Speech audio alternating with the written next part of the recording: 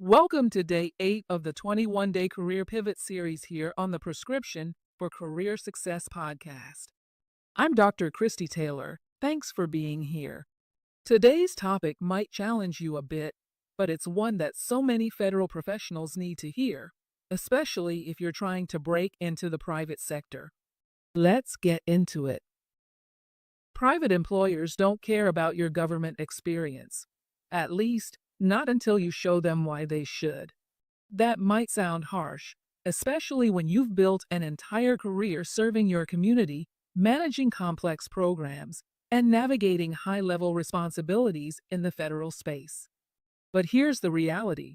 Most people outside of government simply don't understand what your job titles mean or the full scope of what you've done. Think about it. In the federal world, a title like Management and Program Analyst might mean you've led cross-agency initiatives, built million-dollar budgets, or designed compliance strategies.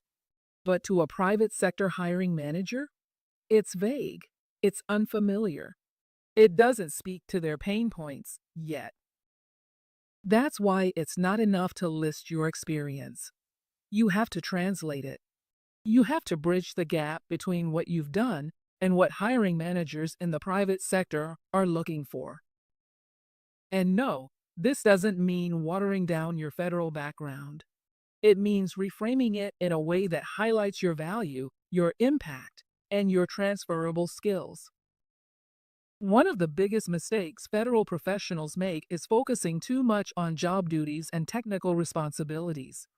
But private sector employers aren't hiring you for what you were assigned to do. They want to know what you actually accomplished. That means your resume, your LinkedIn profile, and your interview talking points should focus on results. Think, what problems did you solve? What efficiencies did you create? What measurable outcomes came from your leadership? Instead of saying, oversaw compliance for departmental reporting, say, developed and implemented a cross-agency reporting system that reduced audit discrepancies by 35% and improved submission timeframes by 20%. That shift makes a huge difference. It moves you from sounding like someone who did a job to someone who drove change.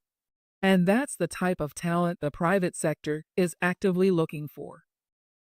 Another area where federal workers get stuck? Talking in government jargon.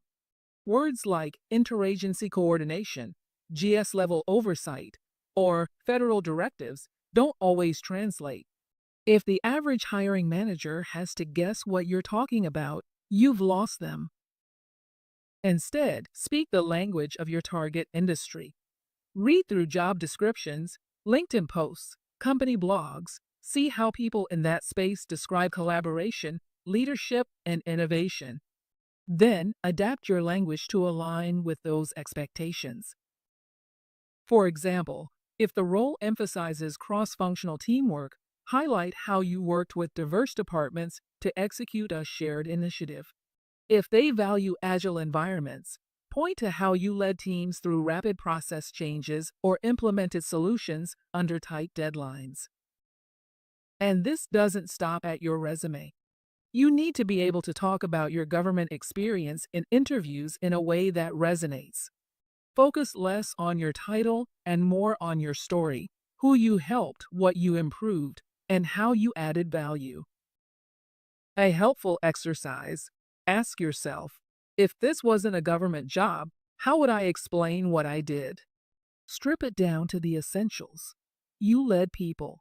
You solved problems. You managed resources. That's the core of what matters. Another powerful move? Leverage your unique advantage.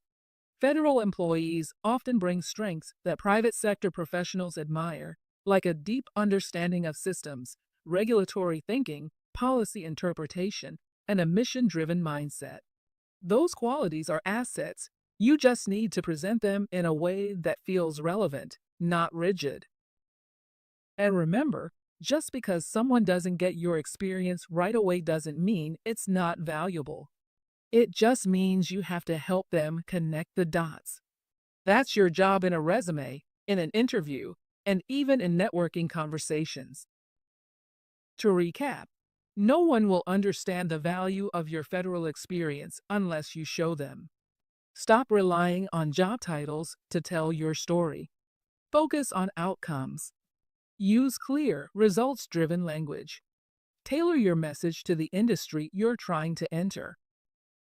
Translate. Don't just transfer. Clarify. Don't just copy and paste. And if you're ready to make your experience stand out and finally connect with the private sector opportunities you deserve, join me for our free Beat the Bots Part 2 workshop series happening every Tuesday this July at 7 p.m. EST.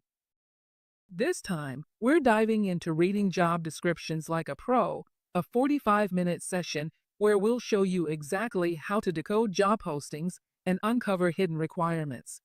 Click the link in the description box to sign up. That's it for Day 8. Keep pushing forward, and I'll see you back here